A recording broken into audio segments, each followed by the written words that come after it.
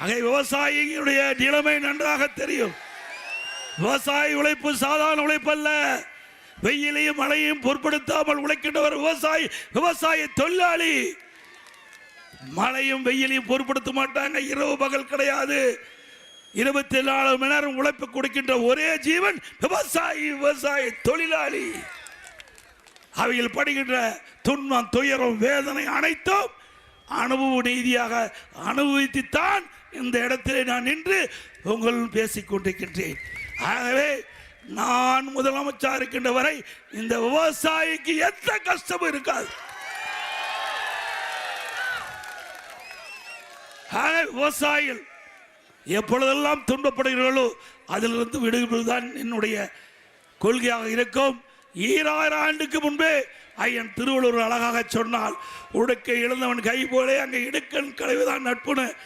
விவசாயிகள் துன்பப்பட்டு கொண்டு இருக்கின்ற பொழுது அவர் எதுவுமே எதிர்பாராமல் உதவி செய்கின்றார்களோ அதை போல அதிமுக அரசு இருக்கின்ற பொழுது எதுவும் எதிர்பாராமல் விவசாயிகள் பாதிக்கின்ற பொழுது 2000 ஆண்டுக்கு முன்பு ஐயன் திருவள்ளுவர் அவர்கள் சொல்றதை போல உங்களுக்கு ஓடோடி வந்து உதவி செய்கின்ற இயக்கம் அதிமுக அரசாங்கம். நன்றாக தெரியும். கஜா புயல் உங்களுடைய மாவட்டத்தை புரட்டி போட்டு விட்டது. நேரடியாக வந்தேன், மக்களை சந்தித்தேன்.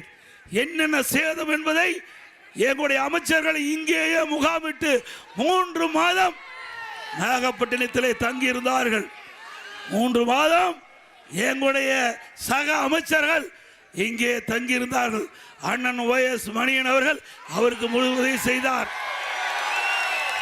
விவசாயிகளுக்கு தேவையான உதவி, அவர்களுக்கு தேவையான நிவாரணங்கள், இன்றைக்கு அந்த கஜா புயலால் ஏற்பட்ட வெள்ள சேதம், பயிர்களுக்கு தேவையான நிவாரணம், அதுவும் மத்திய அரசு NTRF அவர்கள் நிர்ணயிக்கப்பட்ட அந்த நிர்ணயிக்கப்பட்ட விலையை கூட அதிகமாக கொடுத்தோம். 20,000 ரூபா ஒரு ஹெக்டர் கொடுத்தோம். 13,500 சொன்னாங்க, 20,000 ரூபா கொடுத்தோம். அது மட்டுமல்ல, அந்த மின்கம்பங்கள் அந்த புயலால் உடைந்து சேதமஞ்சு டிரான்ஸ்பாரம் பழுதடைந்து விட்டது. துணை மின் நிலையம் சுக்குநூறா நுருகி போச்சு. மக்களுக்கு மின் வசதி இல்லை, கடுமையாக பாதிக்கப்படுறாங்க. உடனடியாக வேகமாக லட்சக்கணக்கான மின் கம்பங்களை இறக்கி, டிரான்ஸ்பார்மர்களை இறக்கி, துணை மின்களை சரி செஞ்சு, புயல் வேகத்தில் புயல் எந்த அளவுக்கு வேகமாக அடைந்ததோ அதை விட கூடுதலாக வேகமாக வந்து பணிகள் செய்யப்பட்டு புயலுடைய அடிச்சூடு இல்லாமல் பார்த்துக்கிட்டோம். இடுப்பு தண்ணி, நான் வந்து பார்க்கும்போது இடுப்பு தண்ணியில் நம்முடைய மின் ஊழியர்கள் தோளிலே மின் கம்பங்களை தூக்கி கொண்டு போய் அந்த வயலிலே நட்டு உங்களுக்கு அற்புதமான மின் இணைப்பை கொடுத்தாங்க. இனி HD லைன் 2 லைனும் ஒரே கம்பத்தில் போகிற மாதிரி உயரமாக மின் கம்பத்தை, வலிமையான மின் கம்பத்தை நெட்டு உங்களுக்கு அந்த புயல் காலத்தில் நேசக்கரம் நீட்டிய அரசாங்கம் அதிமுக அரசாங்கம். எவ்வளவு நிவாரணம் கொடுத்தோம், வீடுதோறும் நிவாரணம் கொடுத்தங்க. அந்த பாதிக்கப்பட்ட மக்கள் அத்தனைக்கு நிவாரணம் கொடுத்தோம். இன்றைக்கு கூரைகள் பறந்து போச்சு, தார்பாய் கொடுத்தோம். அந்த கூரைகள் மழையில் அந்த மக்கள் நனையக்கூடாது என்பதற்காக தார்பாய் கொடுத்தோம். இறந்தவர்கள் புயலால் காற்றால் உயிர் இருந்த குடும்பத்துக்கு நிவாரணம் கொடுத்தோம். ஆட்டுக்கு கொடுத்த நிவாரணம் மாட்டுக்கு கொடுத்தோம். ஆக கால்நடை செல்வங்கள் கோழிக்கு கூட நிவாரணம் கொடுத்தோம். கணக்கிட்டு விவசாய மக்கள், விவசாய தொழிலாளிகள், வளர்க்கப்பட்ட கால்நடைகள் சேதமடைந்து விட்டது. அந்த இழப்பீடு விவசாயிகள் தாங்க முடியாது, விவசாய தொழிலாளி தாங்க முடியாது. அதற்காக கணக்கிட்டு அனைத்து நம்முடைய கால்நடை செல்வங்களுக்கும் நிவாரணம் கொடுத்த ஒரே அரசாங்கம் அதிமுக அரசாங்கம்.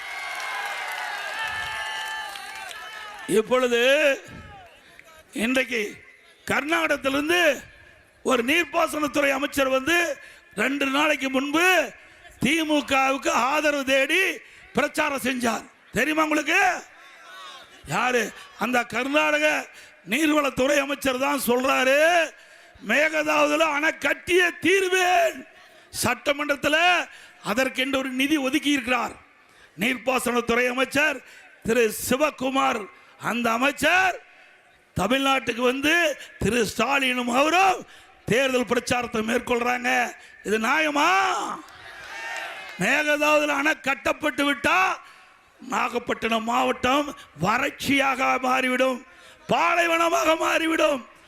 நம்முடைய உரிமையை மீறுகின்றவர்கள் உச்ச நீதிமன்றத்தின் மூலமாக தீர்ப்பை பெற்றிருக்கிறோம். இன்றைக்கு உச்ச நீதிமன்றம் தீர்ப்பு தெளிவாக குறிப்பிட்டிருக்குது. காவிரி நதியை தடுக்கவோ அது அணையை தடுத்து நிறுத்தவோ இல்லது தண்ணீரை திருப்பவோ தேக்கவோ கூடாது என்று உச்ச நீதிமன்றம் தெளிவான தீர்ப்பை வழங்கப்பட்டதற்கு எதிராக கர்நாடக அரசு அங்க நீர்ப்பாசனத்துறை அமைச்சர் அங்க மேகதாது அணை கட்டிய தீர்வேன் என்று இன்றைய தினம் வழக்கு வரை போட்டுக்கிறாங்க. அவர் தமிழ்நாட்டுக்கு வந்து திமுக ஆட்சிக்கு பிரச்சாரம் செய்கிறார். இப்படிப்பட்டவர்களை ஏற்றுக்கொள்ள முடியுமா?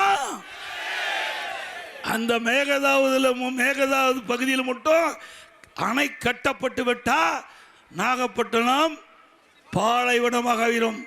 இங்கு மட்டுமல்ல, டெல்டா மாவட்டம் முழுவதும் பாலைவனமாக மாறிவிடும். அப்படிப்பட்ட துரோகம் எண்ணம் கொண்ட திரு ஸ்டாலின் மீண்டும் வர வேண்டுமா?